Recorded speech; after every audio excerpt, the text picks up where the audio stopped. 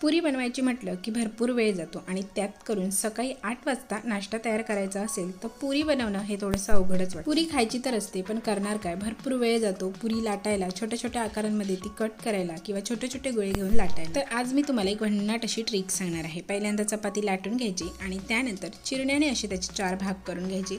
येथे तुम्ही चाकू वापरला तरी चालू शकतं। तर बघू शकता पटकन अशा 4 पुऱ्या आपल्या तयार झालेल्या आहेत। आता या राऊंड शेपमध्ये अर्थातच आल्या नाहीत पण तरी देखील काय तळून आपल्या पोटातच जाणार आहे। त्याच्यानंतर मी एक एक पुरी अशी तळून घेतलेली आहे। तर बघू शकता समोशाच्या आकारांमध्ये तयार झालेली आहे आणि मस्त टम्म अशी फुगलेली आहे। पुरी म्हटलं की गोलच आकार डोळ्यासमोर येतो पण काळानुसार आपणही बदललं पाहिजे। आता हेच बघा ना, आकार कसाही असू दे पण वेळ मात्र किती वाजतो। त्याचबरोबर पुऱ्या आपल्या टम्म फुगलेल्या देखील आहेत। आता तुम्ही देखील ही ट्रिक फॉलो करा आणि अशाच पद्धतीने पुऱ्या बनवा। 4 पुऱ्या म्हणजे एक चपाती खाण्याचा आनंदही मिळेल